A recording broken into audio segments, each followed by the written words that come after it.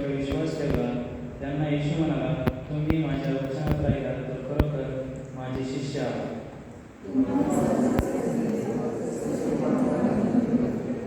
ते त्याला म्हणाले, आम्ही अब्राहामाचे वंशज आहोत व कधीही कोणाच्या दास्यात नव्हतो. तर तुम्ही बंधमुक्त व्हाल असे तुम्ही कसे म्हणता?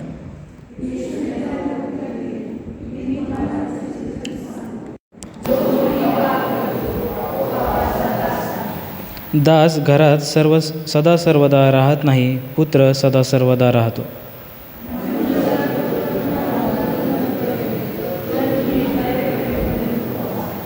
तुम्ही अब्राहामाचे वंशज आहात हे मला ठाऊक आहे, तरी तुम्हामध्ये माझ्या वचनाला जागा नाही, म्हणून तुम्ही मला जीवे मारावयास पाहता. जवळचे पाहिले ते बोलतो, तसेच तुम्ही आपल्या पित्यापासून जे ऐकले ते करीता. परमेश्वर वाचली वचने आशीर्वादित. थँक्यू. खाली बसूया प्रियानं.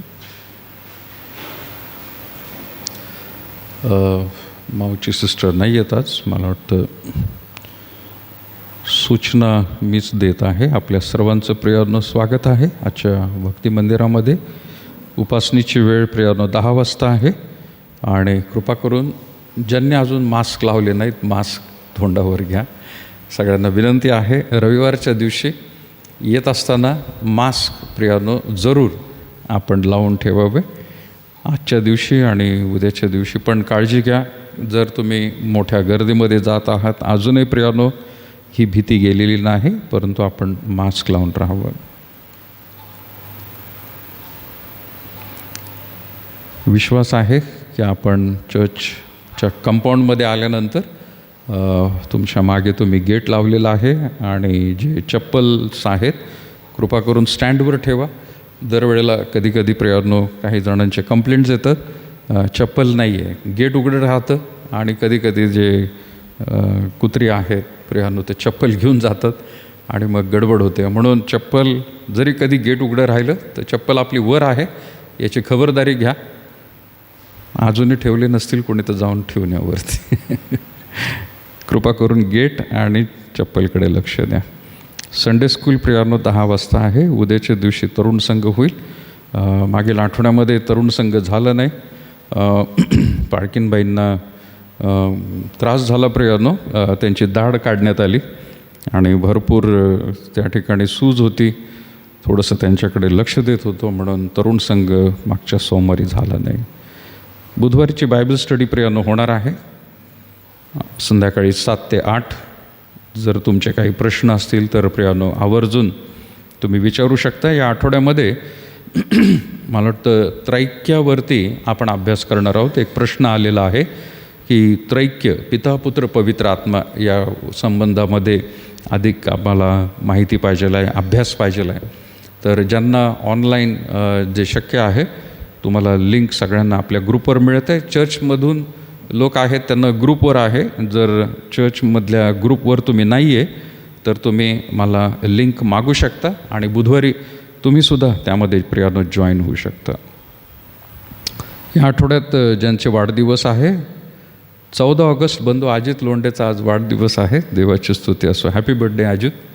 आणि त्याच रीतीने 18 ऑगस्टला आहारोन वाघमारे अंकल यांचा नातू त्याचा वाढदिवस आहे. आणि 19 ऑगस्टला अर्पिता झोंबाडे आणि मिसेस किरण कसोटे 19 तारखेला प्रियानो त्यांचा वाढदिवस आहेत. सो या सर्वांची वाढदिवसाच्या निमित्ताने प्रियानो प्रार्थनेमध्ये आठवण असू द्यावी.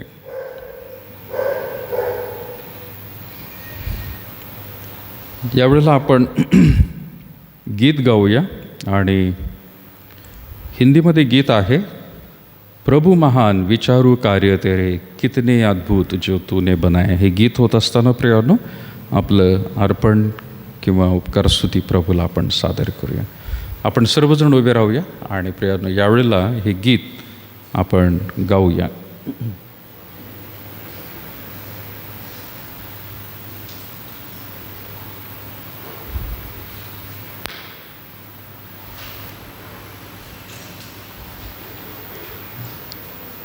उभे राहूया प्रियांनो आपण, आणि हे गीत यावेळेला प्रियांनो आपण सर्वजण गाऊया.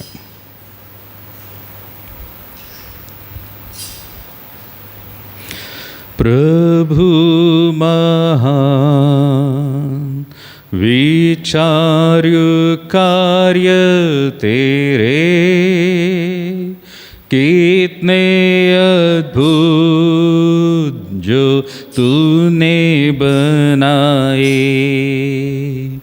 देखूं तारे सुनु गर्जन भयंकर, सामर्थ तेरी सारे भूमंडल पर. प्रशंसा होवे प्रभु यीशु की, कितना महान कितना महान. प्रशंसा होवे प्रभु यीशु की, कितना महान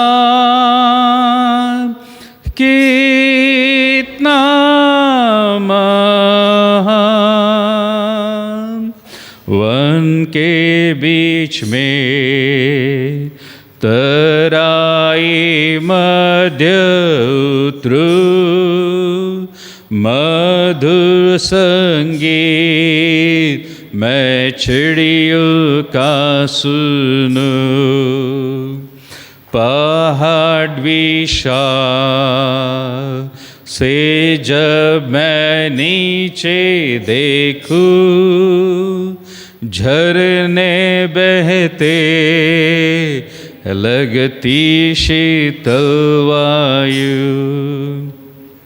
प्रशंसा होवे प्रभु यीशु की, कितना महान कितना महान. प्रशंसा होवे प्रभु यीशु की, कितना महान कितना महान. जब सोचता हूँ कि पिता अपना पुत्र मरने भेजा है वर्णन से अपार. की क्रूस उसने मेरे पाप सब लेकर, रक्त बहाया कि मेरा उद्धार. प्रशंसा होवे प्रभु यीशु की, कितना महान कितना महान. प्रशंसा होवे प्रभु यीशु की, कितना महान कितना महान. मसीह आएगा, शब्द का होगा, मुझे लेगा जहाँ आनंद महान. मैं झुकूंगा साथ आदर भक्ति दीनता, और गाऊंगा प्रभु कितना महान. प्रशंसा होवे प्रभु यीशु की, कितना महान कितना महान. प्रशंसा होए प्रभु यीशु की,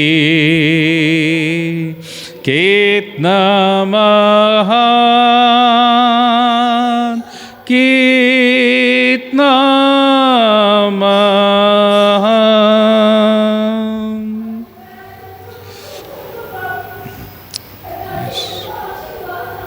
कोण प्रार्थना करत आहे प्रिय?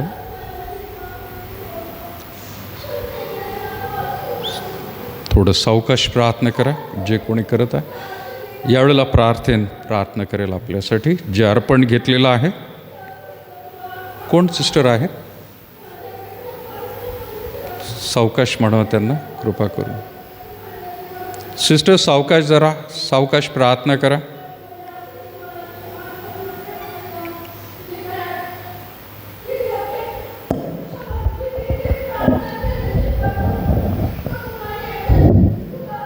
त्यांना सांगा कोणीतरी.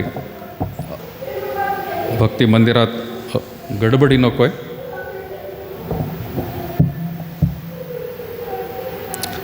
प्रार्थना यावेळेला अर्पण आणि त्याच रीतीने जे वाढदिवस आहेत त्यांच्यासाठी प्रार्थना करू. यावेळेस आपण प्रार्थना करू.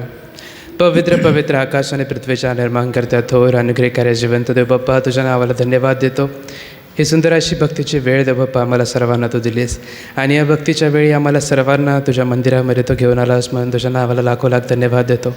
यावेळेस देव बाप्पा जे काय अर्पण देव बाप्पा आम्ही तुझ्यासमोर आणलेलं आहे, देव बाप्पा ते आशीर्वादित कर, सर्वांना तू सहाय्य कर, मदत कर. हे देव बाप्पा तुझ्यासमोर हे अर्पण जे आणलं आहे ते तुझ्या कार्यासाठी, तुझ्या गौरवासाठी देव बाप्पा याचा वापर देव बाप्पा तू करून घे. यावेळेस विशेष प्रार्थना करत आहे. आम्ही सर्व एकत्र जमलेले असताना देव बाप्पा येणारं जे वचन आहे ते देखील तू आशीर्वादित कर. आमच्या सर्वांना देव बाप्पा ते वचन आशीर्वाद असं होऊ दे देव बाप्पा. पुढील आठवड्यामध्ये देखील जे काय वाढदिवस आहेत देव बाप्पा त्या सर्वांना देखील सहाय्य कर, मदत कर. आतापर्यंत त्यांना सर्वांना तू सांभाळलंस, सुंदर आरोग्य दिलंस देव बाप्पा, म्हणून तुझ्या नावाला धन्यवाद देतो. इथून पुढे देखील नवीन वर्षामध्ये ते पदार्पण करत असताना त्यांच्या देव बाप्पा आयुष्याला देव बाप्पा तुझ्या हातामध्ये घे. तुझा आशीर्वाद त्या सर्वांवरती देव बाप्पा तो असू दे. सर्व जमलेल्यांवर तुझा आशीर्वाद असू दे. येणारं वचन देव बाप्पा आशीर्वाद कर. बाळक साहेबांना देखील सहाय्य कर. त्यांच्याद्वारे तू देव बाप्पा तुझं वचन तू सांग. इथून पुढची सर्व वेळ काळ तुझ्या हातामध्ये देत लहानशी प्रार्थना येशूच्या नावात मागतो म्हणून तू ऐक. आमेन. थँक्यू. खाली बसूया प्रियानो. यावेळेला जो शास्त्र भाग आपण काढणार आहोत, निर्गम याचा 15वा अध्याय आपण काढूया प्रियानो. जुन्या करारामध्ये निर्गम याचं पुस्तक, निर्गम याचा 15वा अध्याय आणि 1 ते 8 वचनं आहेत. निर्गम याचा 15वा अध्याय 1 ते 8 वचनं प्रियानो.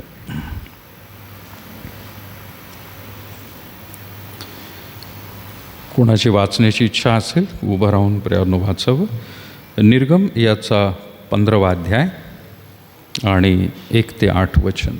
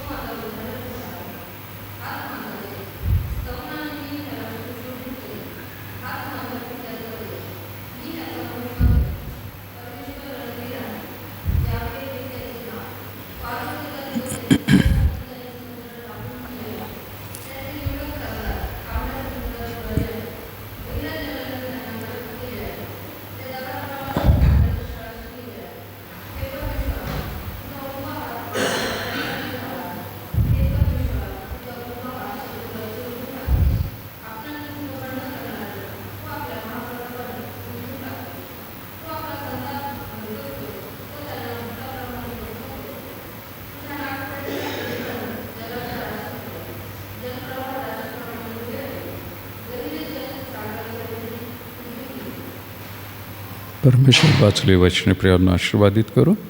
प्रार्थना करूया. प्रभू, आम्ही पुन्हा एकदा विशेष तुझा आभार मानत आहोत. आज तुझ्या कृपेत आणि दयेमध्ये हा दिवस आमच्या जीवनामध्ये पुन्हा एकदा दाखवला. आमच्या विशेष करून प्रभू परमेश्वर देशासाठी, देशातल्या नागरिकांसाठी आणि जे आम्हाला प्रभू खरोखर स्वातंत्र्य तू दिलेलं आहेस या देशाला, त्यासाठी देखील आम्ही तुझे आभार मानतो. कारण प्रभू तुझ्याशिवाय आणि तुझ्या सेवकांशिवाय प्रभू हे अशक्य होतं. आणि म्हणून प्रभू आम्ही आजच्या दिवशी देखील तुझं गौरव करत आहोत, आठवण करत आहोत की गेले 75 वर्ष या देशामध्ये आम्हाला तुझी सेवा करण्यासाठी जे स्वातंत्र्य मिळालेलं आहे, आमचा विश्वास इतरांना सांगण्यासाठी जे कायदे प्रभू परमेश्वर आहेत ते देखील प्रभू आमच्या सर्वांसाठी प्रभू तू खुले केलेले आहेत, त्यासाठी आभार मानत आहोत. आम्ही तुझी भक्ती उघड रीतीने आणि मोठ्या आवाजामध्ये देखील प्रभू करू शकतो, यासाठी देखील प्रभू ह्या स्वातंत्र्यासाठी देखील आम्ही तुझे आभार मानत आहोत. अजूनही प्रभू परमेश्वरा या देशावरती प्रभू तुझी कृपा दया असू दे. कित्येक लोकांपर्यंत प्रभू अजूनही तुझा पुत्र प्रभू येशू ख्रिस्त याचं नाव पोहोचलेलं नाही, परंतु ह्या दिवसांमध्ये आणि येत्या काही वर्षांमध्ये प्रभू सर्वत्र प्रभू तुझं नाव लोकांना समजेल आणि ते विश्वास ठेवतील, जिवंत देवाला ते ओळखतील. असं कार्य प्रभू आणखीन प्रभू तू करून घे. जरी प्रभू काही ठिकाणी प्रभू तुझ्या सेवकांना छळ होत आहे, काही सेवकांना प्रभू परमेश्वर भक्ती मंदिरं प्रभू बंद करावी लागत आहेत, परंतु विश्वास आहे की प्रभू हे अल्पस्य काळामध्ये प्रभू सर्व काही प्रभू पुन्हा एकदा तू सुरू करशील आणि त्या सेवकांना धैर्य देशील. प्रभू आज कित्येक दुःखी कुटुंब आहेत प्रभू, वेगवेगळ्या रीतीने तुझी सेवा करत असताना आपल्या प्रियजनांचा प्राण प्रभू परमेश्वर दिलेले आहेत. अशा सर्वांना प्रभू, दुःखित परिवारांना देखील आम्ही तुझ्या पवित्र हातात देत आहोत. प्रभू त्या मंडळातील प्रत्येक विश्वासणारे प्रभू यांच्या जीवनासाठी देखील आभार मानतो. ये प्रभू, आज तुझ्या वचनातून पाहत असताना आम्हाला पुन्हा एकदा तुझ्या आत्म्याचं मार्गदर्शन दे. मनुष्याचं शहाणपण नाही, परंतु आत्म्याचं मार्गदर्शन आम्हा प्रत्येकाला लाभू दे. उपस्थित असलेल्या सर्व तुझ्या प्रियजनांवरती तुझी विशेष प्रभू कृपा दे आणि आत्म्याचं मार्गदर्शन ऐकत असताना प्रभू त्यांना देखील लाभू दे. या सर्व कार्यातून तुझा आणि तुझं गौरव करून घे. आमच्यासारखीच प्रभू वेगवेगळ्या ठिकाणी जी उपासना चालू आहे ती देखील आशीर्वादाची कर आणि प्रभू तुझं सामर्थ्य पुन्हा एकदा दाखव. येशूच्या नावात मागत आहे म्हणून तो ऐक बापा. आमेन. देवाची स्तुती असो. आज जो विषय मी घेतला आहे, उद्या 15 ऑगस्ट आहे आणि त्या निमित्ताने मी विचार केला की आपण थोडासा विषय बदलूया. देवाचा क्रोध जो आहे तो पुढच्या आठवडीपर्यंत आपण त्यातले अजून मुद्दे बघणार आहोत, परंतु आज या संदर्भामध्ये विचार करत होतो की कोणता शास्त्रभाग आजच्या दिवशी आपण निवडावा. आणि मग वेगवेगळ्या रीतीने प्रियानो काही शास्त्रभाग माझ्यासमोर आले. आता ते सगळेच मला आजच्या दिवशी सांगता येतील असं नाही, परंतु मी प्रयत्न करेल प्रियानो की काही शास्त्रभाग आपण त्याचा उलगडा पाहूया. सो गेले 3 दशकं प्रियानो आपण पाहिले की आपल्या भारत देशातला इंग्रजांनी, ब्रिटिशांनी प्रियानो त्यांच्या गुलामगिरीमध्ये ठेवलं होतं आणि जवळपास या 3 दशकांमध्ये शतकांमध्ये प्रियानो त्यांनी सर्व काही या देशातलं जे चांगल्या गोष्टी होत्या, नैसर्गिक संपत्ती होती, लोकांची कलाकृती होती, त्यांची विचारसरणी होती, या सगळ्याला प्रियानो शोषून घेतलं किंवा काही ठिकाणी प्रियानो त्यांनी दाबून टाकलेलं आहे. आणि ह्या भारत देशाला 3 शतकांपासून प्रियानो गुलामगिरीच्या अवस्थेमध्ये ठेवल्यानंतर जो उदय त्या ठिकाणी झालेला आहे की जवळपास 75 वर्ष झाले की काही त्याच्यामधले लोक आहेत की त्यांची नावं प्रियानो आजच्या दिवशी घेतली जातात. माझा आज विचार होता की भारताच्या स्वातंत्र्यामध्ये ख्रिस्ती लोकांचंसुद्धा किती योगदान होतं किंवा काही सेवकांनी देखील कशा रीतीने त्यांचं योगदान त्या ठिकाणी दाखवलेलं आहे, यावरती खरं तर मला बोलायचं होतं. वेगवेगळे लोक आहेत की जे जरी ख्रिस्ती म्हटलं आपण, परंतु ते ह्या भारत देशामधले, या भूमीमधलेच प्रियानो ते जन्म घेतलेला आहेत. ते काय परदेशातून आले नाहीत, ते इथलेच नागरिक होते आणि इथल्या नागरिकत्व असताना देखील ख्रिस्ताचा त्यांनी स्वीकार केला आणि जे सत्य त्यांना समजलं त्यामधून त्यांनी त्यांची विचारसरणी समाजापुढे आणि विश्वासणाऱ्यांपुढे प्रियानो त्यांनी मांडली आणि मग त्यामधून देखील खरं तर स्वातंत्र्याला बळ मिळालं प्रियानो. तर बऱ्याच वेळेला असं काही लोक ज्या वेळेला स्वातंत्र्य दिन असतो त्यावेळेला फक्त निवडक लोकांचीच नावं ते घेतात आणि जे त्यांच्या खास करून महात्मा गांधीसारखे, नेहरू म्हणा किंवा सरदार वल्लभभाई पटेल, परंतु दुसऱ्या समाजामध्ये देखील प्रियानो म्हणजे ख्रिश्चन म्हणा किंवा मुसलमान लोकांनी यांनीसुद्धा यामध्ये सक्रियने भाग घेतलेला आहे. पण ह्या सगळ्या गोष्टी बाजूला ठेवून काही लोकांचंच प्रियानो वर्णन केलं जातं. आता त्यासाठी फार वेगळा वेळ आणि विषय आपल्याला पाहिजे की कोणकोणते लोक आहेत. जवळपास 15च्या आसपास माझ्याकडे असे लोक आहेत की त्या काळामध्ये ते ख्रिस्ती होते आणि ख्रिस्ती योगदान काय होतं. मध्ये काही एका केंद्रातील मंत्र्याने असं वक्तव्य केलं होतं की ख्रिश्चन लोकांनी कुठल्याच प्रकारचं योगदान केलं नाही स्वातंत्र्यामध्ये. आणि अशा रीतीने वक्तव्य केल्यानंतर बरेचसे ख्रिस्ती लोक भडकले आणि मग वेगवेगळे त्यांनी जे साईट्स आहेत इंटरनेटवरून ते सुद्धा त्यांनी पोस्ट केले, व्हॉट्सॲपवर टाकले, सगळीकडे टाकले की आम्ही काय केलं नाही असं कसं म्हणता तुम्ही. परंतु कसंही हो, ह्या देशाला प्रियानो स्वातंत्र्य मिळून आता 75 वर्ष होत आहेत, आजच्या दिवशी म्हणा किंवा उद्याच्या दिवशी म्हणा. आणि ज्यावेळेला आपण म्हणतो की हे खरं स्वातंत्र्य म्हणजे गुलामगिरी निघून गेली आणि आता प्रत्येकजण हा स्वतंत्र व्यक्ती झालेला आहे. ब्रिटिशांच्या तावडीतून आपण बाहेर निघालो, त्यांची प्रियानो जी मजुरी होती ते आपण सोडून टाकली, त्यांना हाकलून लावलं आणि याच देशामध्ये आपण आपलं स्वातंत्र्य प्रियानो साजरा करत आहे. पण पवित्र शास्त्रामध्ये ज्यावेळेला आपण पाहतो की इस्रायल लोक देखील हे गुलामीमध्ये होते प्रियानो, पण त्यांचं स्वातंत्र्य थोडंसं वेगळं होतं. कसं वेगळं होतं तर त्यांना आपल्यापेक्षा जास्त स्वातंत्र्य मिळालं. काय म्हणून तर एक तर गुलामी तर त्यांनी सोडलीच, फारोची गुलामी सोडली, मिसर देश म्हणजे ती जमीनसुद्धा सोडली आणि नवीन ठिकाणी प्रियानो ते जायला सुरुवात केली त्याने. म्हणजे त्याच भूमीमध्ये ते राहिले नाही, मिसर देशामध्येच राहून त्यांनी प्रियानो स्वातंत्र्य मिळवलं नाही, परंतु देवाने अब्राहामाला जे वचन दिलं होतं की मी तुझी संतती दुधामधाच्या देशामध्ये घेऊन जाणार आहे, तुझे पुत्र आणि कन्या हे मोठ्या आशीर्वादित होणार आहेत, हे जे वचन अब्राहामाला त्याने दिलं होतं त्याची पूर्तता प्रियानो मोशेच्या पुढारीपणामध्ये त्या ठिकाणी करण्यात आलेली आहे. आणि त्यांना मिसर देश सोडावा लागला आणि फारोची गुलामी देखील सोडावी लागली. म्हणजे जागा देखील बदलली आणि गुलामगिरी देखील त्यांनी सोडून टाकली.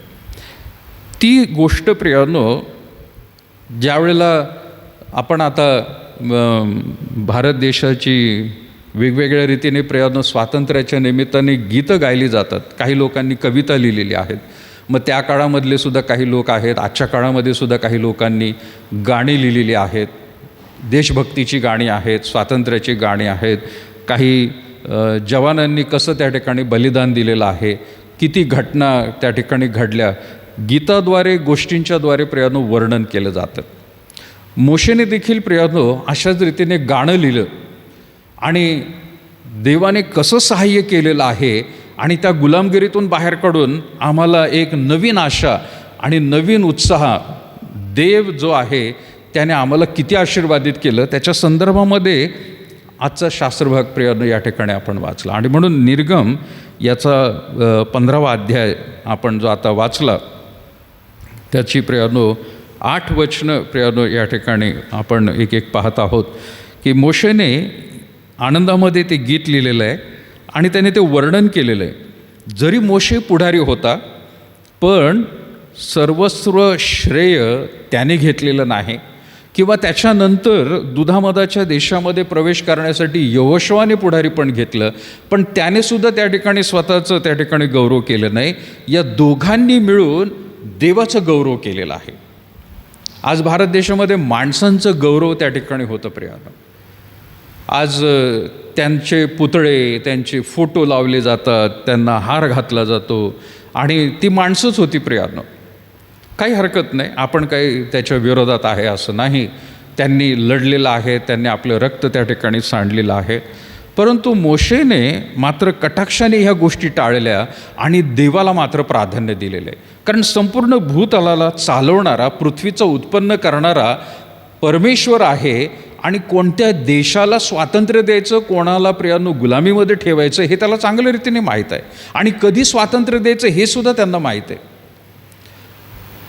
काही वेळेला बायबल कॉलेजेसमध्ये देखील प्रियानो असे प्रश्न विचारले गेले की जर भारत देश हा ब्रिटिशांच्या गुलामीमध्ये गेलाच नसता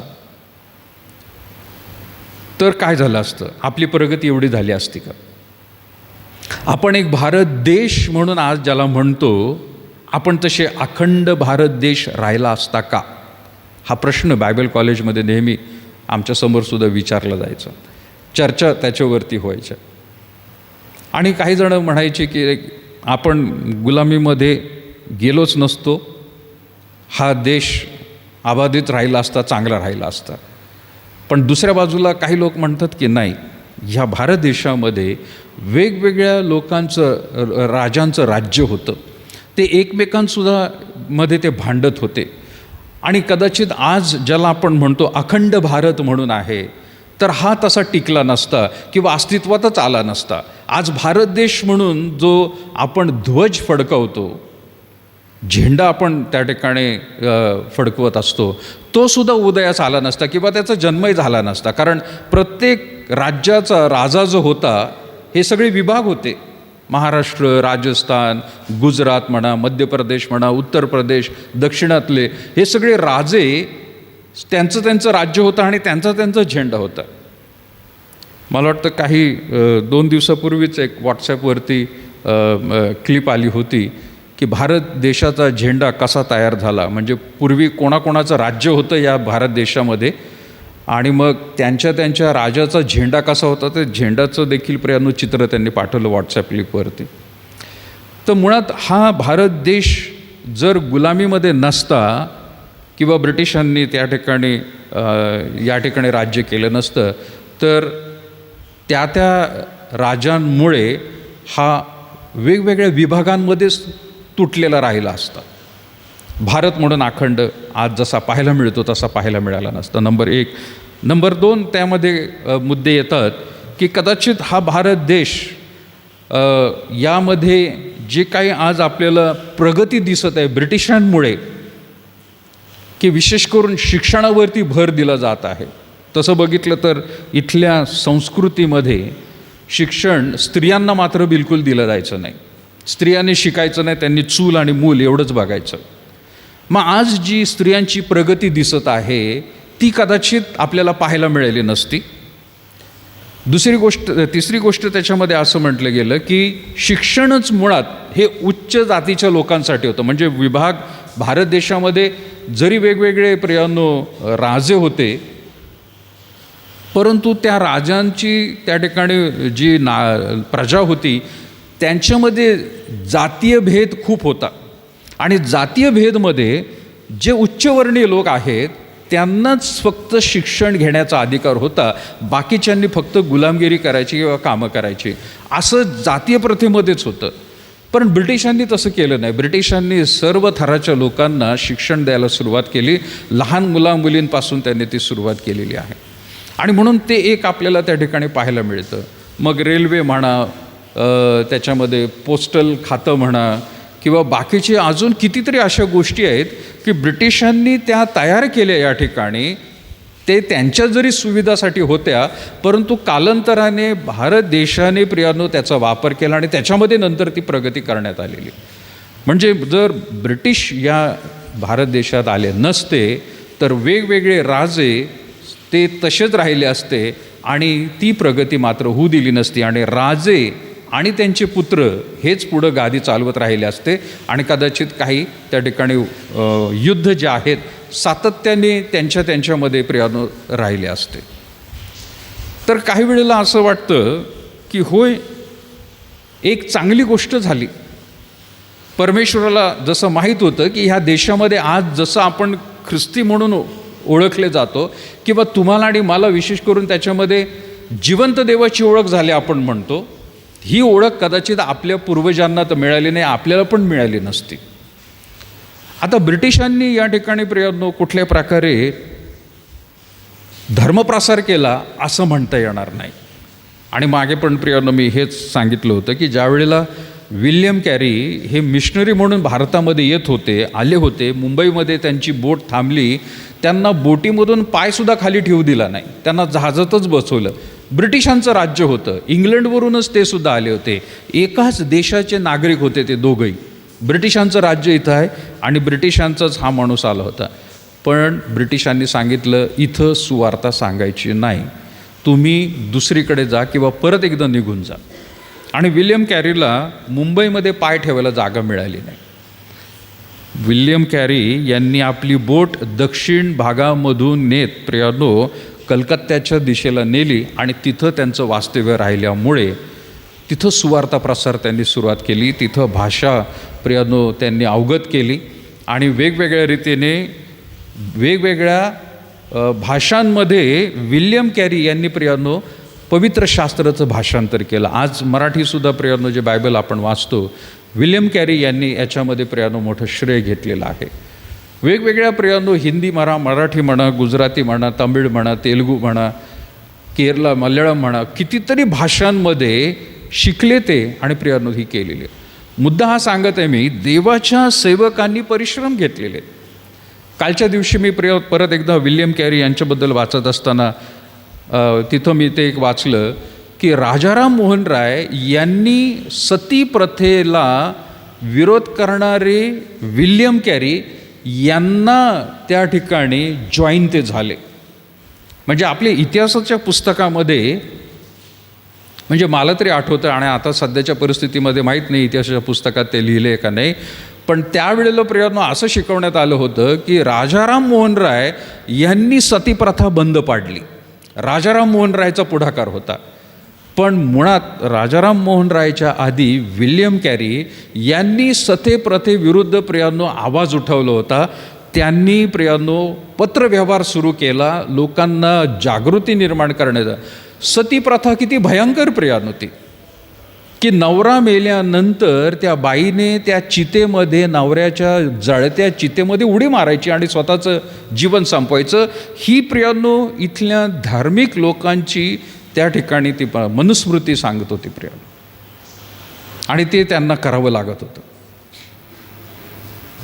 अमानुष रीतीने.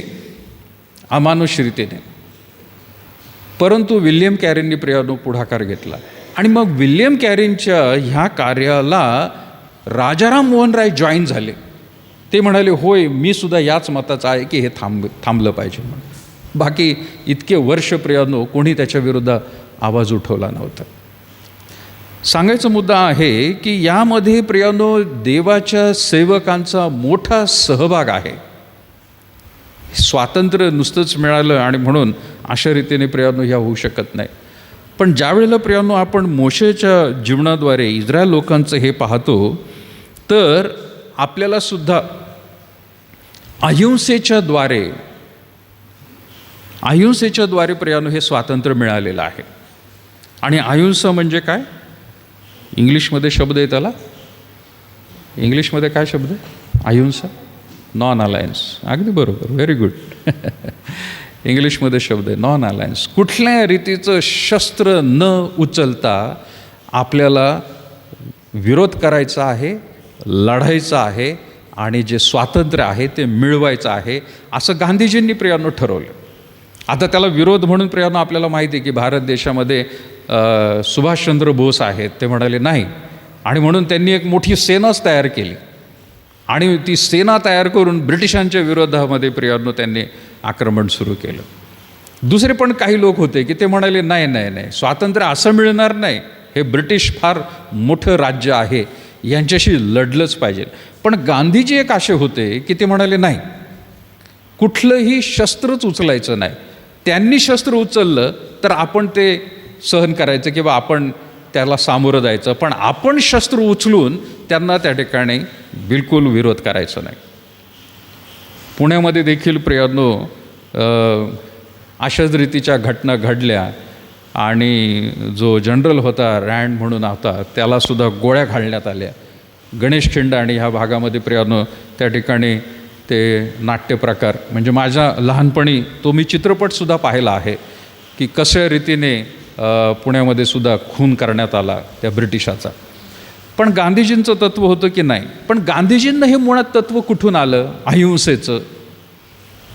गांधीजींना हे तत्त्व मुळात प्रभू येशू ख्रिस्ताकडून प्रियांनो जो डोंगरावरील उपदेश आहे त्याच्यामधून ही प्रेरणा मिळाली. ज्यावेळेला ते दक्षिण आफ्रिकेला होते तिथं त्या एका मनुष्याने त्यांना पवित्र शास्त्राचा म्हणजे नवीन करार त्या ठिकाणी देण्यात आला. आफ्रिकेमध्ये राहत असताना तिथंसुद्धा ब्रिटिशांचंच राज्य होतं. आपल्याला ती गोष्ट माहिती आहे प्रियांनो की तिथं ब्रिटिशांनी कशा रीतीने त्यांच्यावर देखील अत्याचार केला. म्हणजे गोरे लोक डब्यामध्ये बसतील रेल्वेच्या डब्यामध्ये आणि जे भारतीय आहेत काळ्या वर्णाचे आहेत त्यांना मात्र हाकलून दिलं. त्यांची पेटी त्या ठिकाणी पायाने मारून रेल्वेतून खाली उतरवलं त्यांना. तेव्हापासून गांधीजींना खरं तर आतमधून ती प्रेरणा होती. पण त्याच काळामध्ये एका सुवार्तिकाने मिशनरीने त्यांना सुवार्ता सांगितली, त्यांना पवित्र शास्त्र दिलं, त्यांनी ते वाचलं आणि डोंगरावरील उपदेश मत्तई शुभवर्तमान 5व्या अध्यायापासून पुढे जे काय आहे प्रभू येशू ख्रिस्ताची शिकवण ही त्यांनी अगदी तंतोतंत सगळी काय अंमलात आणली आणि त्याच्या आधारे प्रियांनो काही तत्त्व त्यांच्या जीवनामध्ये आणि प्रियांनो त्यांच्या आश्रमामध्ये सुद्धा त्यांनी ती मांडलेली होती.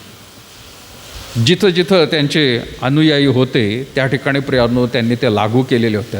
पण नाव मात्र प्रभू येशू ख्रिस्ताचं त्यांनी कधी घेतलं नाही.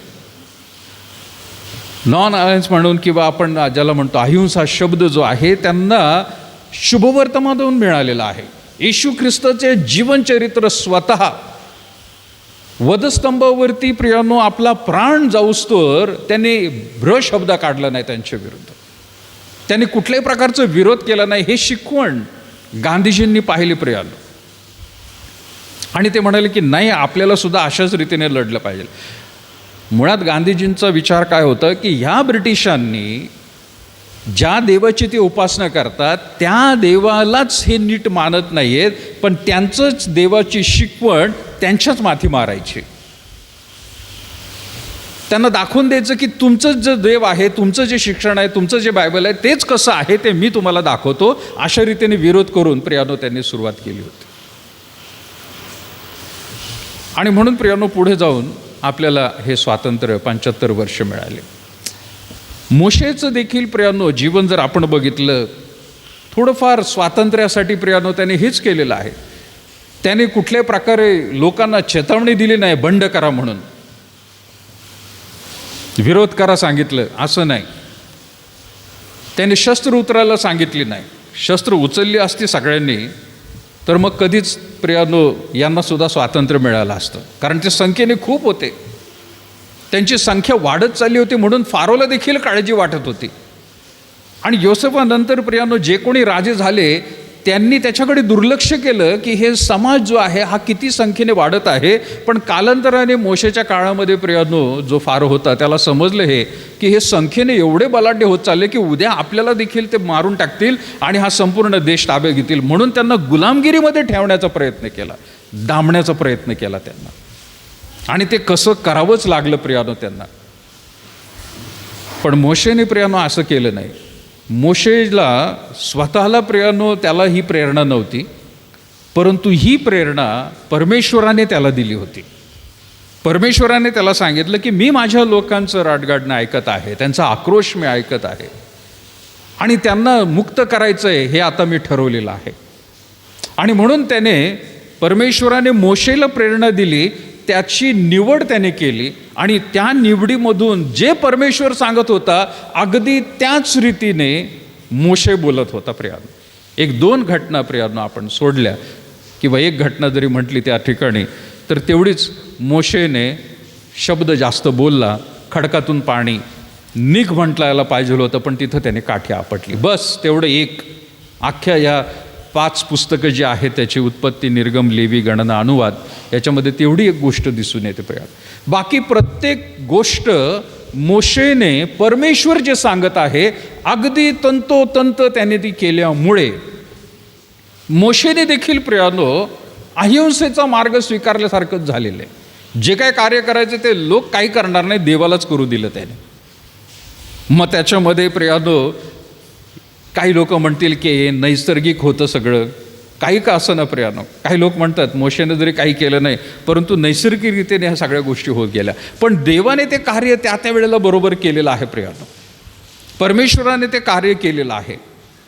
आणि मग त्या 10 पिढ्या ज्या आहेत आपण पाहतो, त्या 10 पिढ्यांमधून अख्खा मिसर देश त्यांना जाऊ लागला. आणि मग शेवटी वैतागून लोकांच्या हातात शस्त्र नाही, मोशेच्या हातामध्ये शस्त्र नाही. त्याच्या हातामध्ये एक ती काठी होती सुरुवातीला, त्या काठीचंच फक्त त्याने सर्प केला, पण तो सर्प कोणाला जाऊन चावला नाही प्रियानो. तेवढी एक काठी त्याच्या हातामध्ये होती. आणि तेवढ्या एका काठीने मग ते नदीचं पाणी रक्तमय केलं प्रियानो. त्या काठीवरती प्रियानो वंशावळ होती सगळी. देवाने त्या काठीचा उपयोग, फार सुंदर त्याच्यावरती सुद्धा उपदेश आहे, पण त्या प्रियानो काठीचा फक्त उपयोग त्याने केला. त्याने कुणाला मारलं नाही प्रियानो. हां, त्याचं परिवर्तन होण्याआधी त्याने एकाला खून केला, पण ज्यावेळेला तो देवाच्या हातामध्ये आला तेव्हा मात्र त्याने कुठलाही प्रकार केला नाही. त्यामुळे प्रियानो मिसर देशातून ते बाहेर निघाले. आणि ज्यावेळेला ते बाहेर निघाले मग त्याने हे गीत लिहिलेलं आहे की जे आपण निर्गम 15 वाचतो. तेव्हा मोशे आणि इस्रायल लोकांनी, पहिलं वचन म्हटले निर्गम 15, तेव्हा मोशे आणि इस्रायल लोक यांनी परमेश्वराला हे गीत गायले. त्याने कुठल्या रीतीचं स्वतःचं गौरव केलं नाही, पण परमेश्वराला हे गीत गायलेलं आहे, देवाला गीत गायलं. काय ते म्हणाले, आता मोशे आणि लोकांनी म्हटले बरं का, लोकांनी सुद्धा हे गौरव केलेला आहे. शब्द तिथं आपण लक्ष द्या. मी परमेश्वराला गीत गायन कारण तो विजयी होऊन उन्नत झाला आहे. कोण उन्नत झाला आहे, कोण विजयी झाला? इस्रायल लोक नाही, इब्री लोक नाही, मोशे नाही, यहोशव नाही, त्याचे लोक नाही, परमेश्वर स्वतः. ते म्हणत आहे मी परमेश्वराला गीत गायन कारण तो विजयी होऊन उन्नत झालेला आहे. घोडा आणि स्वार त्याने समुद्र टाकून दिले आहेत. परमेश्वर माझे बल आहे. घोडा आणि स्वार स्वतः त्यांनी ढकलले नाही, विरोध केला नाही, परंतु देवाने सगळं केलं. आणि त्या देवाने घोडासुद्धा आणि त्यावर बसलेला स्वार समुद्रामध्ये टाकून दिलेले आहेत. परमेश्वर माझे बल आहे, माझ्या स्तोत्र विषय आहे. तो माझा उद्धारक झाला आहे, हाच माझा देव. स्तवनाने मी त्याला सुशोभित करीन. हाच माझ्या पित्याचा देव, मी याचा महिमा गाईन. किती प्रियानो अद्भुत वाटत असेल आपल्याकडच्या लोकांना देखील की गांधीजींनी कुठल्याही प्रकारे विरोध शास्त्राने नाही केलेला आणि त्यांचं अजूनही गुणगान गातात प्रियानो. पण मोशेने तर प्रियानो नुसतं स्वातंत्र्यच मिळवलं नाही, बाहेर निघाला. 40 वर्ष पुढारी पण केलं, ते सुद्धा वाळवंटामध्ये. साधं सुद्धा पुढारी पण नाही आहे. विचार करा प्रियानो, इतका उदय इकडे जर गांधीजी आणि त्या काळातील लोकांचं होतोय, तर एक अख्खं राष्ट्र नव्याने निर्माण करायचं प्रियानो. भारताचे लोक इथंच होते, फक्त आपल्यावरती राज्य करणारे इंग्रज जे होते, ब्रिटिश होते, ह्यांना हाकलून टाकलं, फक्त स्वतः इथंच राहिले. पण इस्रायलचं तसं नाही आहे. त्यांनाही स्वातंत्र्य मिळालं असं म्हणतात काही लोक, पण इस्रायलचं तसं झालेलं नाही आहे. एक राष्ट्र नव्याने उत्पन्न झालेलं आहे, नवीन जमिनीवरती प्रियानो. जी त्यांची स्वतःची जमीन नव्हती, पण परमेश्वराने त्यांना देव केली ती. हे सोपं नाही आहे प्रियानो.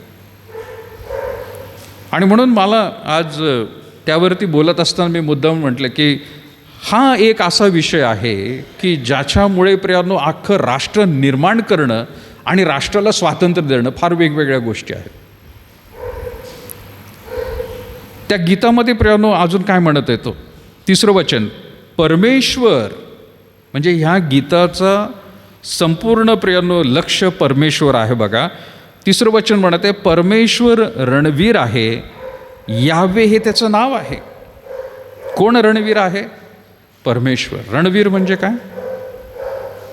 योद्धा किंवा लढणारा प्रियानो. पुढे काय म्हटलेलं आहे, फारोचे रथ व त्याची सेना ही त्याने समुद्रात टाकून दिलेली आहेत, त्याचे निवडक सरदार तांबड्या समुद्रात बुडालेले आहेत. एक मोठं सैन्य प्रियानो, निवडलेले सरदार, अख्खच्या अख्खं समुद्रात. कोणी गायब केलं? मोशेने नाही, यहोशवाने, लोकांनी नाही, परमेश्वराने केलेलं. प्रत्येक राष्ट्राची निर्मिती या भूतलावर आहे प्रियानो, ही देवानेच केलेली आहे. आणि कुठं दिसते आपल्याला प्रियानो? बायबलमध्ये राष्ट्रांची निर्मिती कुठं दिसते? उत्पत्ती पुस्तक कुठला भाग, कोणती घटना आहे राष्ट्र निर्माण झाले? बाबेलचा बुरुज.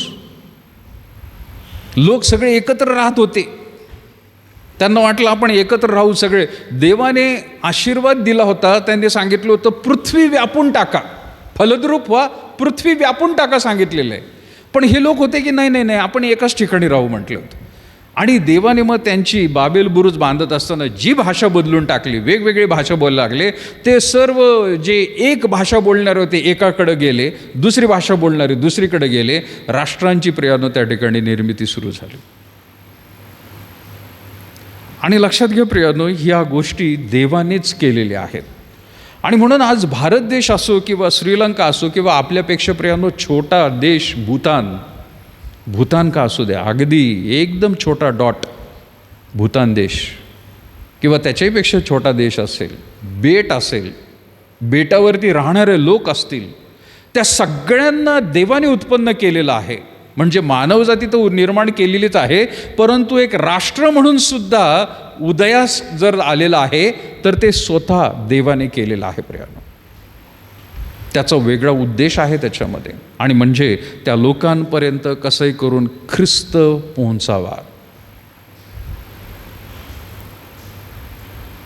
एक मोठा अखंड भूखंड हा होता, पण वेगवेगळे राज्य होते. वेगवेगळ्या राजांच्या काळामधली जी प्रजा आहे त्यांच्यापर्यंत सुवार्ता जाणं फार कठीण झालं असतं प्रिया. त्या लोकांनी, त्या राजा लोकांनी, त्याच्या मंत्रिमंडळांनी किती परवानगी दिली असती? अख्ख्या भारत देशाचे जर तुकडे तुकडे असते तर किती राजा लोकांनी परवानगी दिली असती? स्वतः ज्यावेळेला थोमा ह्या भारत देशात आला त्यावेळेला दक्षिण भारतामध्ये गोंडापोरस नावाचा राजा होता. त्या गोंडापोरस नावाच्या राजाच्या कारकिर्दीमध्ये तो तिथं आला आणि त्याने तिथं सुवार्ता सांगितली. तेव्हापासून खरं तर ख्रिस्ताची सुवार्ता भारत देशामध्ये चालू आहे, ब्रिटिशांमुळे आलेली नाही. आता आजचं वर्तमानपत्र, उद्याचं वर्तमानपत्र, व्हॉट्सॲप, या सगळ्यांवरती कुठं ना कुठं तरी याच्याबद्दल बोललं जाईल की ब्रिटिशांनी धर्म परिवर्तन केलं, ब्रिटिशांनीच इथल्या लोकांना ख्रिस्ती केलं, तेलाचे, तुपाचे, दुधाचे, पावडरचे डबे दिले आणि ह्यांना ख्रिस्ती करून टाकलं. कुठं ना कुठं प्रियांनो हे तुंतुनं वाजवलंच जातं. पण जेव्हा की त्याच्या विरोधामध्ये ते होते, कारण सुवार्ता जर सांगण्यात येते तर लोक देवाकडे येतील. आणि ब्रिटिशांना चांगलं माहीत होतं की हे लोक देवाकडे आले तर यांच्यावर आम्हाला काही करता येणार नाही, कारण देव त्यांचा काहीवरी घेणार आहे, हे ब्रिटिशांना चांगलं माहीत होतं. आणि म्हणून विल्यम कॅरी म्हणा किंवा दुसरे मिशनरी किंवा मिशनरी कार्य त्यांनी केलं नाही, त्यांचा बिझनेस करायचा होता फक्त, बस तेवढ्यासाठी ते आले होते. पण आजच्या काळातले काही कट्टरपंथी लोक आहेत की ते मात्र एकच तुंतून वाजवत बसतात की नाही नाही नाही ब्रिटिशांमुळे हे सगळं झालं. हां, काही ब्रिटिश साहेब लोकांनी केलं असेल की बाबा तुला नोकरी पाहिजेले तर ये आधी चर्चमध्ये येऊन बस, त्याला खरा देव कळावा म्हणून त्यांनी ते केलेलं असेल. काही लोक आहेत की जाऊन बसायचे चर्चमध्ये, नोकरी मिळणारे, लग्न होणार आहे, काहीतरी मदत मिळणार आहे म्हणून जाऊन बसायचे. पण काय झालं प्रियानो, त्या लोकांना नंतर कळालं की इथं काय नक्की चाललेलं आहे. जिवंत देवाची ओळख नंतर झाली प्रियांनो त्यांना. आणि जसं प्रियांनो मी मागे पण एकदा सांगितलं होतं की माझे पाळकसाहेब नेहमी सांगायचे की आधी ख्रिस्ती धर्म भारतामध्ये आला. आधी कोण आलं? ख्रिस्ती धर्म भारतामध्ये आला आणि मागून नंतर पवित्र आत्मा आला. मुळात पवित्र आत्मा आधी येतो, लोकांचं परिवर्तन करायला तो मदत करतो आणि मग ते परिवर्तित झालेले लोक मग ख्रिस्ती होतात, ख्रिस्ती धर्माकडे वळतात. पण मागचे पाळकसाहेब नेहमी सांगायचे नाही, आधी भारतामध्ये ख्रिस्ती धर्म आला, कारण या ब्रिटिशांनी म्हणा किंवा अधिकाऱ्यांनी लोकांना ख्रिस्त समजावं म्हणून त्यांनी परिवर्तन करायला लावलं नाही, जबरदस्ती कोणाचं धर्म परिवर्तन केलं नाही. त्याला फक्त सांगितलं येऊन चर्चमध्ये बस. वैतागून तो बसत होता, ऐकत होता, उपदेश ऐकत होता. ऐकून ऐकून त्याला नंतर समजायला लागलं, अरे हे वेगळंच आहे काहीतरी. याला तिथं मंदिरामध्ये चर्चमध्ये बसून त्याला खरं स्वातंत्र्य मिळायला लागलं. अंतःकरणातून तो स्वतंत्र झाला प्रियांनो. कारण प्रभू येशू ख्रिस्त म्हणतोय तुम्हाला सत्य समजेल आणि सत्य तुम्हाला काय करेल? बंधन मुक्त करून टाकेल. त्याला खरं स्वातंत्र्य चर्चमध्ये येऊन तिथून सुरुवात झालेली प्रियांनो सगळी. जर त्या ब्रिटिश साहेबांनी तसं केलं नसतं तर काही लोक म्हणतील कदाचित ख्रिस्ती धर्मच आला नसता किंवा जास्त त्याला वावच मिळाला नसता. पण तसं नाही प्रियांनो. आज ब्रिटिशांनी, मी हे पण म्हणत नाही की ब्रिटिशांनी चांगलं केलं म्हणून, त्यांनी बऱ्याच वाईट गोष्टी केलेल्या आहेत. आणि खरं तर दुसऱ्यांवरती ज्यांना अशा रीतीचं देव माहिती आहे त्यांनी दुसऱ्यावर खरं तर अत्याचार करायलाच नको, दुसऱ्यांना गुलामगिरीमध्ये बनवायलाच नको होतं, जर त्यांना हा खरा देव माहीत होता तर. मी तिथेही विरोध करतो प्रियांनो ह्या गोष्टीत. ज्याला खरा देव माहीत आहे तो दुसऱ्यांना गुलामगिरीमध्ये कधी ठेवणार नाही. तो उलट त्याला खरा देव सांगेल. आणि ब्रिटिशांनी इंग्लंडच्या लोकांनी प्रियांनो ते कार्य केलेलं आहे. त्यांनी मिशनरीज पाठवले भरपूर. परंतु हा भाग एक महत्त्वाचा आहे की त्यामध्ये आपल्याला लक्ष देणं गरजेचं आहे. पुढे म्हटलेलं आहे 6वं वचन, निर्गम याचा 15 अध्याय 6वं वचन. हे परमेश्वरा तुझा उजवा हात बळाने प्रतापी झाला आहे. हे परमेश्वरा तुझा उजवा हात शत्रूला चिरडून टाकतो.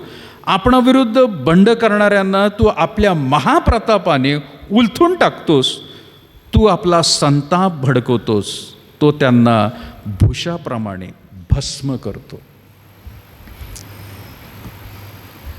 आपलं जी सिरीज चालू होती त्या सिरीजमध्ये सुद्धा देवाचा क्रोध याच्यामध्ये मी प्रियांनो हा शास्त्रभाग घेणार होतो.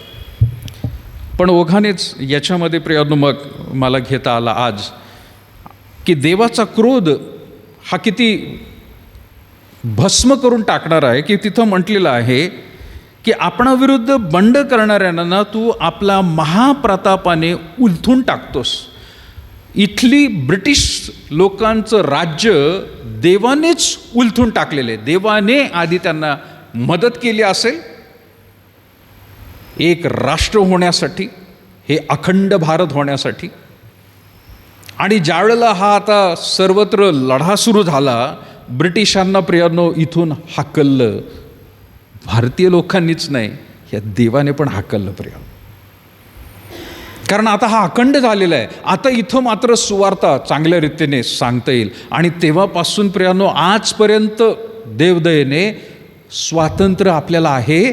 मोठ्याने आपण गाणी गाऊ शकतो, प्रार्थना करू शकतो, ग्राउंडवर म्हणा, एवढंच फक्त परवानगी काढावी लागते.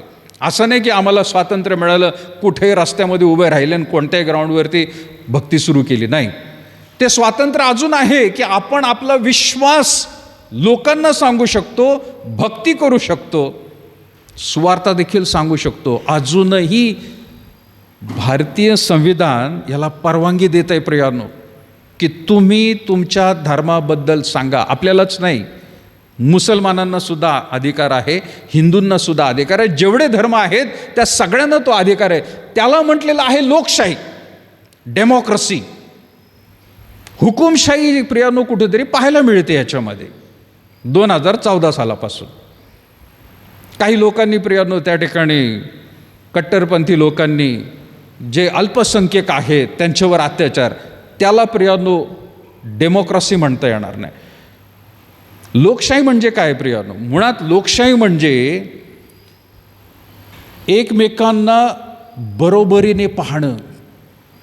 लोकशाही म्हणजे तुम्ही तुमचं मत इतरांना सांगू शकता, लादायचं नाही, तुमचं मत सांगू शकता, जरी तो समोरचा तुमच्या बरोबर सहमत असो किंवा नसो, पण तुम्ही सांगू शकता, बोलू शकता. समोरच्याने सुद्धा जो काही ऐकतोय त्याच्याबरोबर होला होच म्हटलं पाहिजे असं नाही. तो कदाचित त्याच्या विरोधामध्ये पण असू शकतो, पण चर्चेने त्या गोष्टी एका स्वरूपामध्ये येतात. त्याला लोकशाही म्हणतात. जर हुकुमशाही किंवा प्रियानो दडपशाही म्हटलं, मी सांगतो तोच कायदा, मी सांगतो तसंच व्हायला पाहिजे. सध्या भारत देशामध्ये अशा गोष्टी चालल्या आहेत.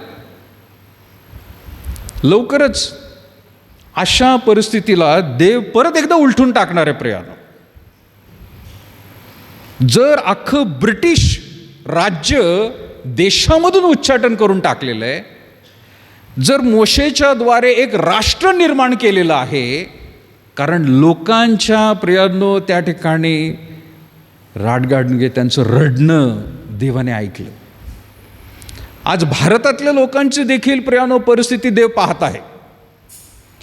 सर्वस्वी ख्रिस्ती लोकांनी प्रियानो याच्यासाठी प्रार्थना करणं, विशेष करून अमृत महोत्सव म्हणत आहे, पण देवाकडे प्रार्थना करणं, देवा इथल्या लोकांचं आणि आमचं दुःख तू पहा, ही प्रार्थना करत राहणं प्रियानो गरजेचं आहे.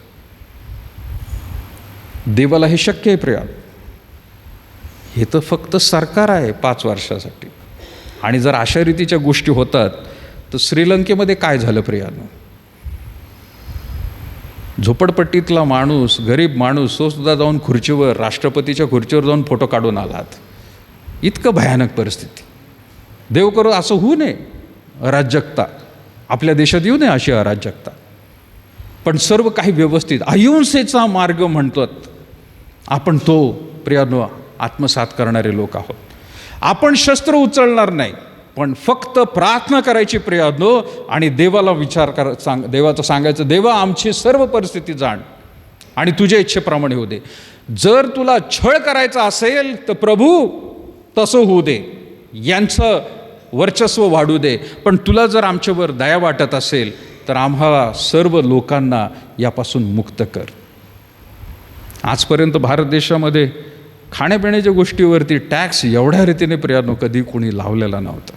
लोक रडत आहेत, लोक रडत आहेत. उलट 75 वर्ष म्हटल्यावरती लोकांना काय काय द्यायला पाहिजे. इथं तर प्रियानो आता झेंडा पण विकला जातो. बाकी सगळं विकलं गेलं, आता झेंडा पण विकायला काढला त्यांनी. काय परिस्थिती आहे प्रियानो? देव पाहतोय प्रियानो, देव पाहतोय. पण तुम्ही आणि मी, आपण जबाबदार आहोत. आपण किती प्रार्थना करत आहोत, आपण किती लोकांना प्रियानो त्या ठिकाणी सुवार्तेमधून ख्रिस्त दाखवत आहोत, ही तुमची आणि माझी जबाबदारी आहे. मिठ आहोत प्रियानो आपण. मिठाचं प्रियानो खारटपण समाजामध्ये आणायचं, आपल्यामध्येच डांबून नाही ठेवायचं. ते आपल्याला जे समजलंय ते इतरांना सांगत राहायचं प्रियानो. त्याला धर्मपरिवर्तन कोणी म्हणणार नाही प्रियानो, लक्षात घ्या. परमेश्वराने ही गोष्ट केलेली आहे मोशेच्या द्वारे. आपण ती तुलना थोडीशी बघत आहोत. 8वं वचन म्हणे, तुझ्या नागपुड्याच्या फुंकाराने जलाशयाच्या राशी बांधल्या, जलप्रवाह राशींप्रमाणे उभे राहिले, गहिरे जल सागराच्या उदरी थिजून गेली.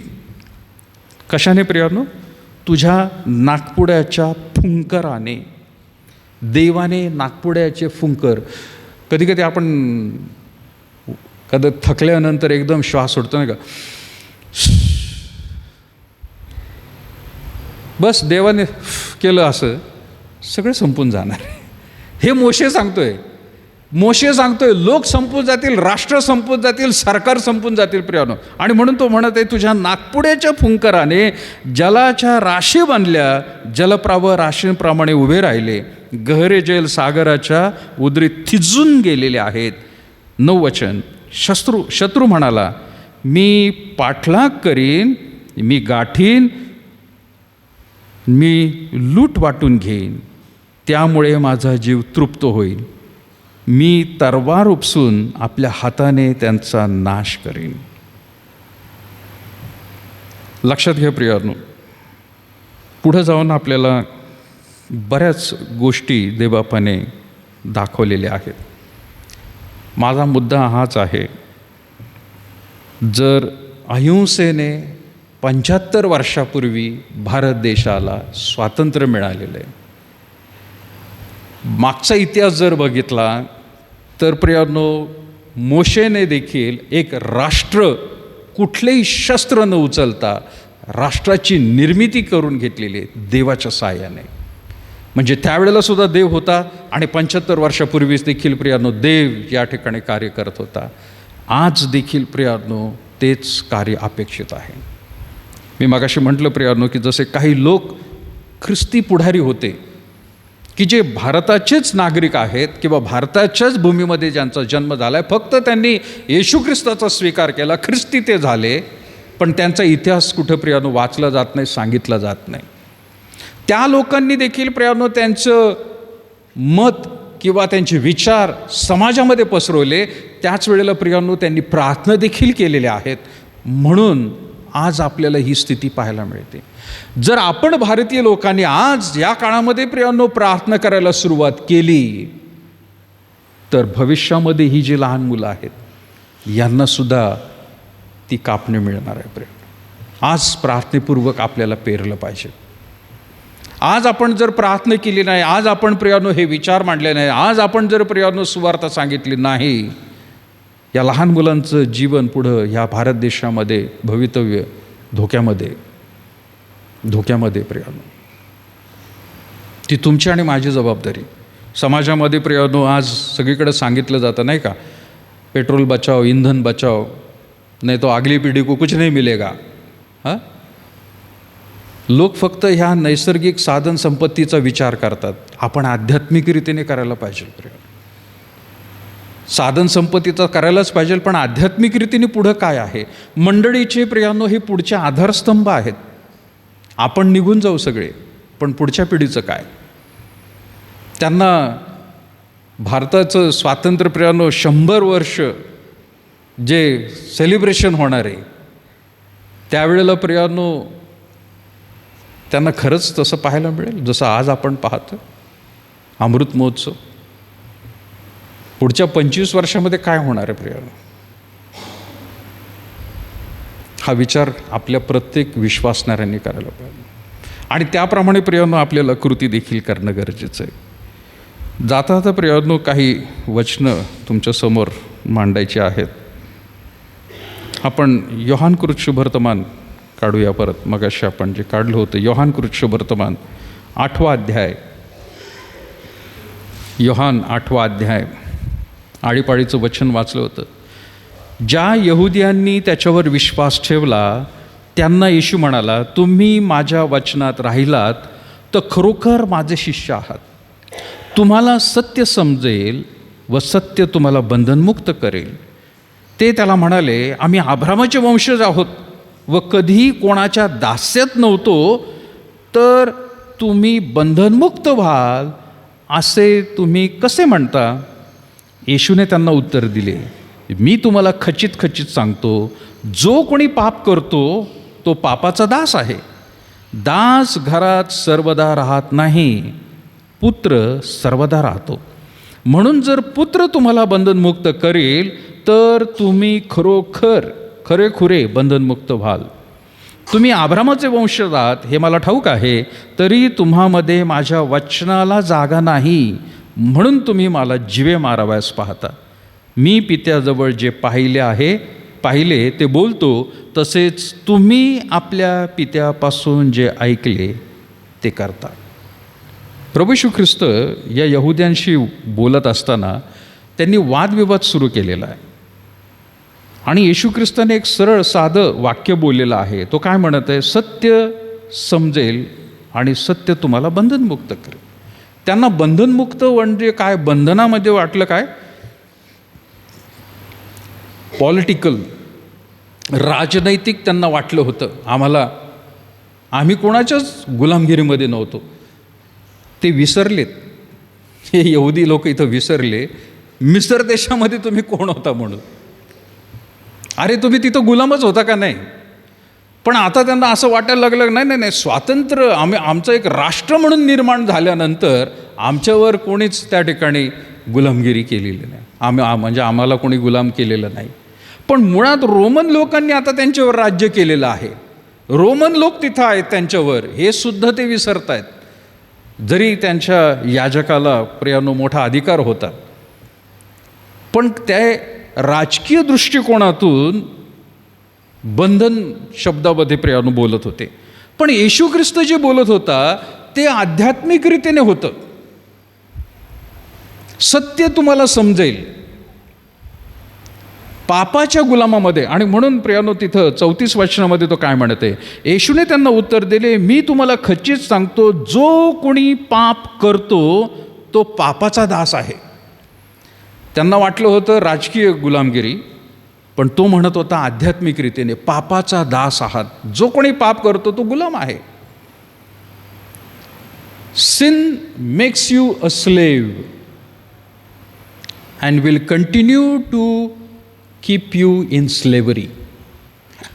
पाप तुम्हाला गुलाम बनवतं आणि त्यामधून जर ख्रिस्ताच्या सत्याने तुमची सुटका झाली नाही तर तुम्ही गुलामगिरीमध्येच कायम राहताल आणि तसेच मरताल. हे प्रभू येशू ख्रिस्त सांगत. या शास्त्रींना, पुढाऱ्यांना, यहुदी लोकांना हे समजलंच नाही हा कशाबद्दल बोलत आहे. आणि म्हणून त्याला थोडंसं उघड रीतीने प्रियानो ते सांगावं लागलं. आणि मग तो त्या ठिकाणी म्हणत आहे की मला माहिती आहे तुम्ही अब्राहामाचे पुत्र आहात, मला सर्व माहीत आहे ते, पण तुम्ही पाप केलं नाही असं जर म्हणत असताल तर पापामध्ये आहात. म्हणून तो पुढं म्हणत आहे 35 वचन, दास घरात सर्वदा राहत नाही, परंतु पुत्र सर्वदा राहतो. म्हणून जर पुत्र तुम्हाला बंधनमुक्त करेल तर तुम्ही खरेखुरे बंधनमुक्त व्हाल. येशू ख्रिस्ताद्वारेच सत्य जगामध्ये आहे. येशू ख्रिस्त हाच सत्य आहे. मार्ग, सत्य आणि जीवन मीच आहे तो म्हणतो. मी आहे म्हटलेलं नाही, मीच शब्द आहे, मीच आहे, दुसरं कोणी नाही. येशू ख्रिस्ताच्या अशाच काही प्रभावी वाक्यांमुळे गांधीजींना देखील प्रेरणा मिळाली प्रियानो. पण त्यांनी ते बाकीचं आध्यात्मिक सत्य बाजूला ठेवलं त्यांनी सुद्धा. आणि प्रियानो त्यांनी प्रभू येशू ख्रिस्ताच्या गोष्टी स्वातंत्र्य मिळवण्यासाठी पॉलिटिकली प्रियानो त्या वापर केल्या. खरं स्वातंत्र्य जे प्रभू येशू ख्रिस्त आध्यात्मिकरीतीने जसे हे लोक प्रियानो त्या ठिकाणी विचार करत होते, गांधीजींनी पण तोच विचार आध्यात्मिक रीतीने त्यांनी केलाच नाही, तो त्यांनी राजकीय ह्याच्याने केला, जसे यहुदी लोक या ठिकाणी विचार करत होते. म्हणजे राजकीय दृष्टिकोनातून सुद्धा देवाचे विचार राजकीय दृष्टिकोनातून सुद्धा जर विचारात घेतले तरी एक प्रियानो देश स्वतंत्र झाला. पण आध्यात्मिक रीतीने जर त्या ठिकाणी घेतले असते तर हा देश नुसतं स्वातंत्र्य नाही, तर या देशामध्ये प्रियानो सत्यालाच फक्त जागा असते. सर्व ख्रिस्ती लोक झाले असते हे नाही म्हणणार मी, पण खरा देव लोकांना सगळीकडे कळाला असता. मी हे म्हणणार नाही प्रियानो की आपली तिथं टक्केवारी वाढली असती, नाही. आपल्याला टक्केवारी, धर्मपरिवर्तन, राष्ट्र पूर्ण ख्रिस्ती व्हावं याच्याबद्दल बोलायचं नाही. लोकांना जिवंत देव कळाला असता बस. जर गांधीजींनी याच्यातलं एक उचललं असतं आध्यात्मिक रीतीचं, त्यांनी फक्त प्रियानो पॉलिटिकली विचार घेतला.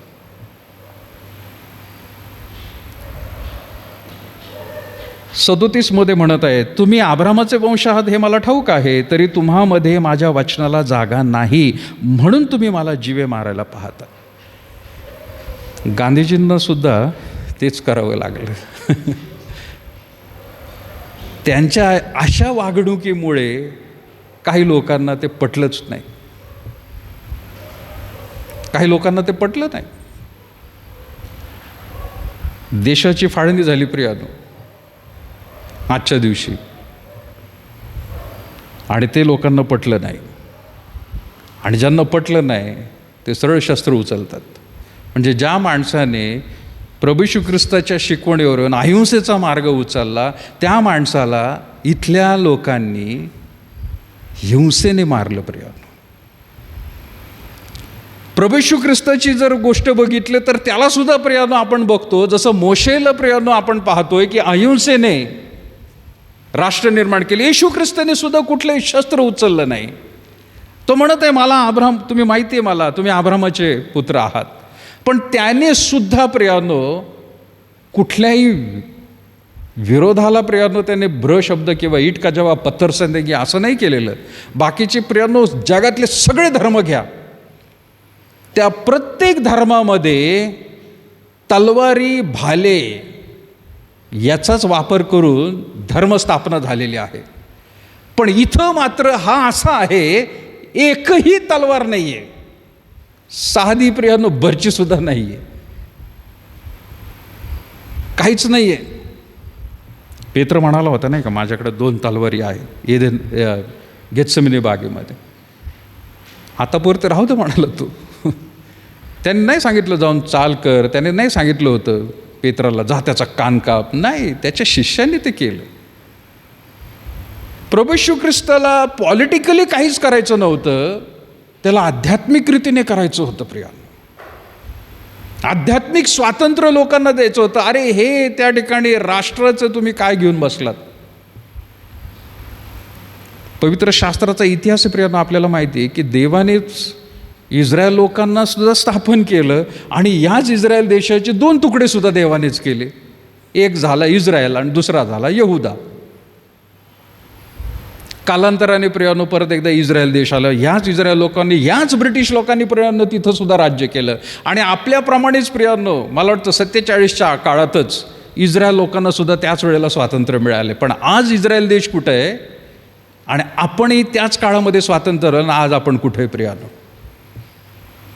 हा विचार करण्याची गोष्ट आहे. 75 वर्ष आपण सेलिब्रेट करत आहोत, पण आपल्याबरोबर प्रियानो एक येशूवर विश्वास ठेवणारे, पवित्र शास्त्रावर विश्वास ठेवणारे हे इस्रायल देश कुठे आहे आणि आपण कुठं आहोत आज? विचार करण्यासारखी गोष्ट आहे. काय सेलिब्रेशन करताय आपण? आव्हान केलं जात आहे सगळीकडे, झेंडे लावा. झेंडे लावून चांगली गोष्ट आहे, देशभक्ती तुम्ही, पण काय होणार काय त्यातून? आणि एवढे वर्ष काय केलं आपण?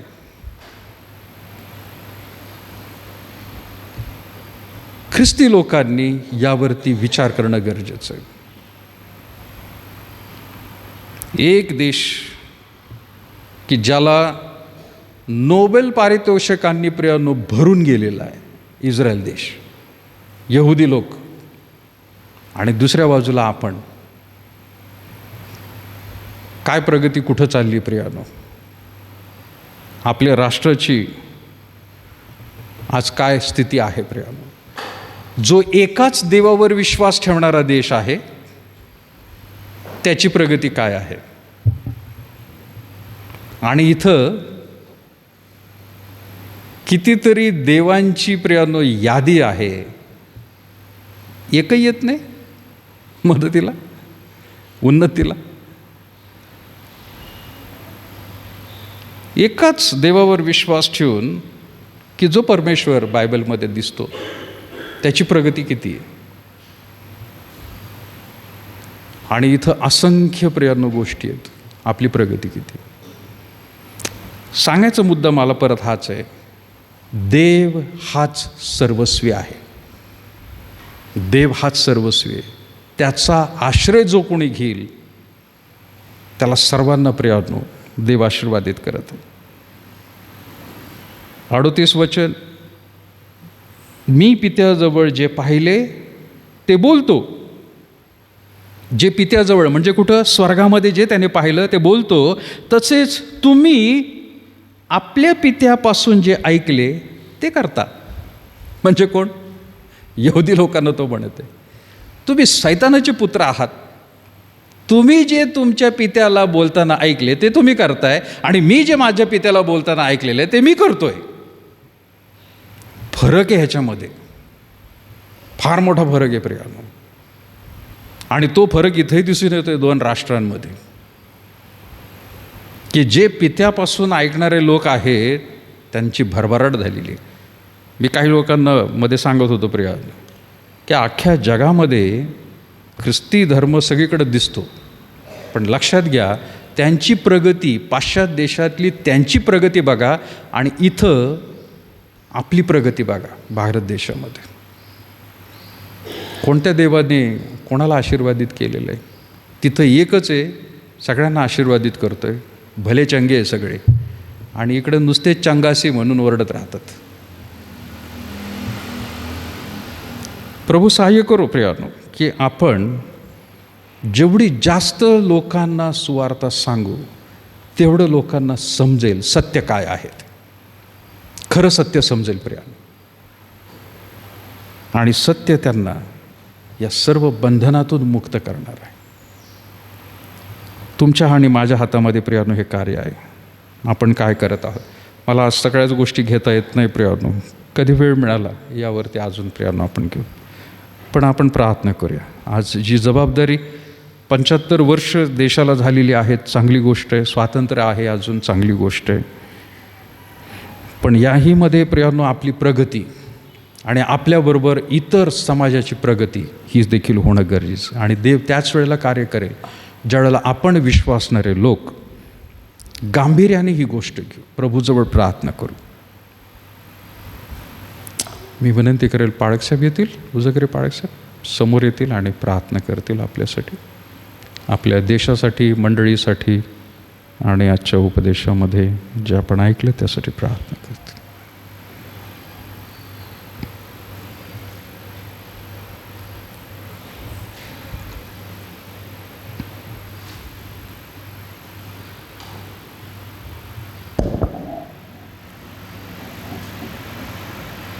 प्रार्थना करूया. प्रेमळ स्वर्गीय जिवंत देव बापा, अब्राहम, इसहाक, याकोबाच्या देवा, तुझ्या नावाला मान, सन्मान, महिमा, गौरव आता आणि सदा सर्व काळ असो. येस देव बापा, खरोखर तुझ्या पवित्र सत्यवचनांच्याद्वारे आम्हा प्रत्येकाशी तू बोललास, म्हणून आम्ही तुला धन्यवाद देतो, तुझे आभार आणि तुझे उपकार मानतो. देवा, भारत देशातील प्रत्येक नागरिकाला आध्यात्मिकदृष्ट्या स्वातंत्र्य प्राप्त होऊ दे, अशा आम्ही तुझ्या चरणाजवळ प्रार्थना करतो. परमेश्वरा, देशाला स्वातंत्र्य मिळालेलं आहे, परंतु देशातील नागरिक अजूनही बंधनामध्ये आहे, वेगवेगळ्या प्रकारच्या गुलामगिरीमध्ये जीवन जगत आहे. आणि या गुलामगिरीमधून, या बंधनातून प्रभू या देशातील नागरिकाला तूच मुक्त करणारा आहेस, तूच त्यांना सत्य प्रगट करणारा आहेस असा आमचा विश्वास आहे. आणि प्रभू, या लोकांना सत्य सांगण्यासाठी आमचा उपयोग तू करून घे, अशा आम्ही तुझ्या चरणाजवळ प्रार्थना करतो. देव बापा, तुझ्या दासाच्याद्वारे जे वचन आमच्याकडं आलं त्याबद्दल आम्ही तुझे उपकार मानतो. परमेश्वरा, देशाला स्वातंत्र्य प्राप्त होऊन 75 वर्ष पूर्ण झालेली आहेत, परंतु देवबापा, आम्ही विनंती करतो की इथून पुढे प्रभू परमेश्वरा खऱ्या अर्थाने लोकांना सत्य समजू दे आणि खऱ्या अर्थाने त्यांना वेगवेगळ्या पापामधून बंधमुक्त होऊ दे, अशी आम्ही तुझ्या चरणाजवळ प्रार्थना करत आहोत.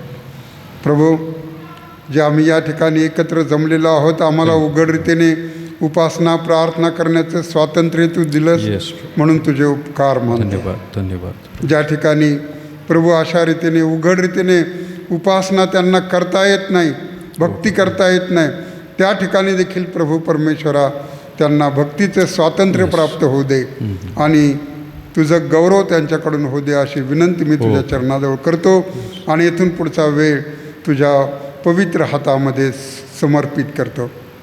सर्व विनंत्या प्रभू येशू ख्रिस्ताच्या नावाने केलेल्या आहेत, म्हणून तो ऐक. आमेन. आमेन. आमेन.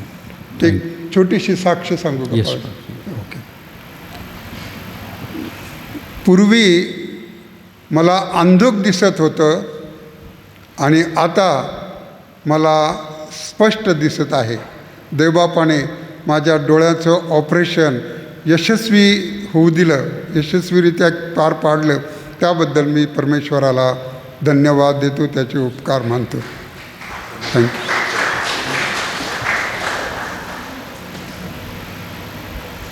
थँक्यू पाळक साहेब, सुंदर साक्ष प्रार्थनासुद्धा. यावेळेला आपण प्रियानो उभे राहूया आणि प्रभूने शिकवलेली प्रार्थना आपण म्हणू.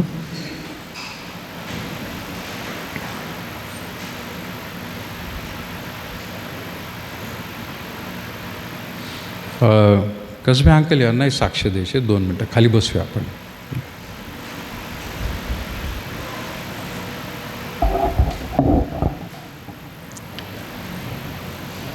सर्वांना प्रभू येशू ख्रिस्ताच्या प्रेमळ नावामध्ये सलाम. सांगायला आनंद वाटतो.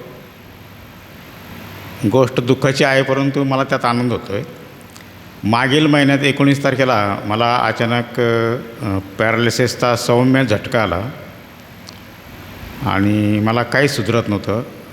हाताची हालचाल होत नव्हती. मोबाईल 3 वेळेस 4 वेळेस हातातून पाय खाली पडत होता.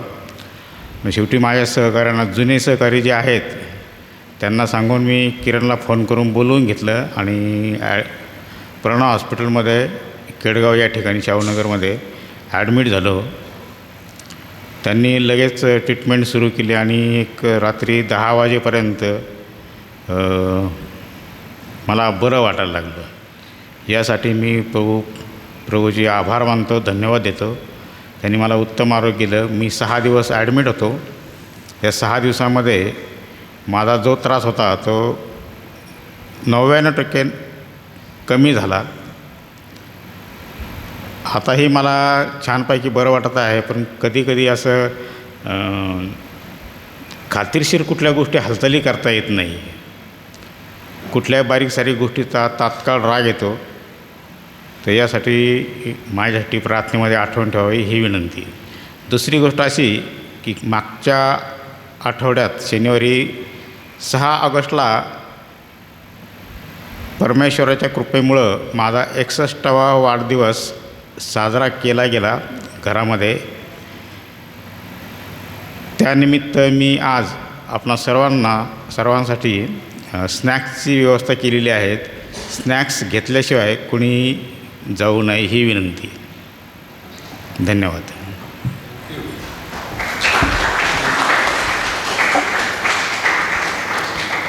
देवस्तुती असो. अंकलने मागच्या आठवड्याचे स्नॅक्स आता आपल्याला दिले. सो आपण उभे राहूया आणि प्रभूने म्हटलेली प्रार्थना म्हणू. हे आमच्या स्वर्गातील बापा, तुझे नाम पवित्र मानले जाओ. तुझे राज्य येऊ.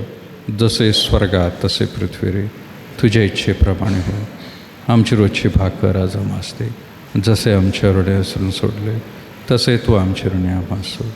आणि आम्हास परीक्षेत आणू नकोस, तर आम्हास वाटापासून सोड. कारण की राज्य, सामर्थ्य आणि गौरव ही सर्व काळ तुझीच आहेत. आपल्या परमेश्वराचं प्रेम, प्रभू श्री ख्रिस्ताची कृपा आणि पवित्र आत्म्याची सहभागिता आता आणि इथून पुढं सदैव तुम्हा सर्व लहान थोर प्रियजनांवर असो. आमेन. खाली बसूया प्रियानो. काल आज सर्व काळ येशू सारखा, सर्व बदलती तरी येशू सारखा. धन्य त्याचे नाम, धन्य त्याचे नाम. सर्व बदलती तरी येशू सारखा. आमेन. थँक्यू. मला वाटतं एक लहानशी प्रार्थना करूया. अमित लोंढे कृपा करून समोर येते. कसबे अंकलने जे स्नॅक्स देणार आहेत त्यासाठी प्रार्थना करतील, त्यांच्या आरोग्यासाठी देखील प्रार्थना करतील. प्रार्थना करूया. खरोखर आकाश आणि पृथ्वी निर्माण करणाऱ्या थोर गौरवी बाप्पा, परमेश्वरा पुन्हा एक वार तुला उंचावितो, गौरवितो बाप्पा. मनापासून तुझे आभार आणि उपकार मानतो परमेश्वरा, की आज परमेश्वरा विशेष तुझी दया कृपा परमेश्वरा तू आमच्या जीवनावरती केलीस बाप्पा. खरोखर परमेश्वरा सुंदर रीतीने बाप्पा तुझी भक्ती करण्याची, उपासना करण्याची संधी दिलीस बाप्पा. आणि खरोखर सुंदर रीतीने बाप्पा तुझ्या वचनाद्वारे परमेश्वरा तू आमच्याशी बोललास परमेश्वरा. आणि या स्वातंत्र्य दिवसासाठी परमेश्वरा तुझ्या परमेश्वरा वचनातून परमेश्वरा तू आम्हास मार्गदर्शन केलंस बाप्पा. म्हणून तुझ्या सर्व दयेबद्दल तुझे आभार आणि उपकार मानतो बाप्पा. विशेष करून बाप्पा कसबे अंकलच्या जीवनासाठी बाप्पा आज आम्ही विशेष तुझे आभार मानतो, तुला धन्यवाद देतो बाप्पा, की खरोखर परमेश्वरा त्यांना मागील दिवसात परमेश्वरा जो काही त्रास झाला बाप्पा, आणि त्या त्रासातून परमेश्वरा त्या आजारपणातून त्या दुःखातून त्रासातून बाप्पा त्यांना तू बाहेर काढलंस बाप्पा. आणि खरोखर परमेश्वरा तुझ्या शक्ती सामर्थ्याने आणि आरोग्याने त्याला तू भरलंस बाप्पा. म्हणून तुझे मनापासून आभार आणि उपकार मानतो परमेश्वरा. विशेष करून परमेश्वरा अजूनही परमेश्वरा तुझ्या दयेची, कृपेची, आरोग्याची, तुझ्या शक्ती सामर्थ्याची त्यांना गरज आहे बाप्पा. आणि खरोखर परमेश्वरा तुझी लागणारी दया आणि कृपा त्यांच्यावरती तू सतत असू दे परमेश्वरा. आणि खरोखर बाप्पा तुझ्या भयात, वचनात, विश्वासात, तुझ्या नीतिमत्वात, पवित्रतेत आणि तुझ्या सेवेत चालण्याकरता बाप्पा तुझी लागणारी दया आणि कृपा त्यांना तू पुरव परमेश्वरा. विशेष करून बाप्पा त्यांचे परमेश्वरा तुझे आभार मानण्यासाठी बाप्पा जे काही परमेश्वरा अल्पोपहार परमेश्वरा संपूर्ण मंडळीसाठी त्यांनी आज घेऊन आलेला आहे परमेश्वरा, तू आशीर्वादित कर बाप्पा. आणि आम्हा सर्वांनाही तू खाऊन परमेश्वरा तुझ्या शक्ती सामर्थ्याने तू भर बाप्पा, आणि तुझा गौरव करण्याकरता सहाय्य मदत कर बाप्पा. पुन्हा एक वार तुझे मनापासून आभार आणि उपकार मानतो बाप्पा. आणि सर्व प्रार्थना विनंती प्रभू येशू ख्रिस्ताच्या नावात करतो, म्हणून ती तू ऐक. Amen amen. Thank you thank you. Yes, तुम्ही वाटू शकता. आणि बाहेर कोणीतरी ते चहा चालू करा, ते चालू आहे. आणि मागच्या रविवारी सलोमीचा वाढदिवस होता, म्हणून कसबे अंकल म्हणाले मी पुढच्या आठवड्यात देतो. सो जो वाढदिवस होता तो पुढच्या आठवड्यात स्नॅक्स देतो.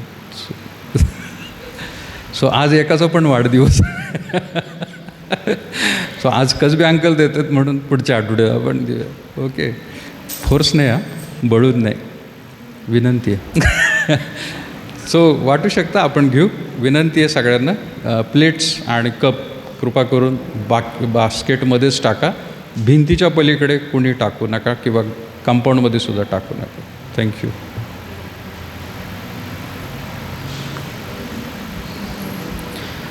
मास्क लावलेलं ठेवा बरं का.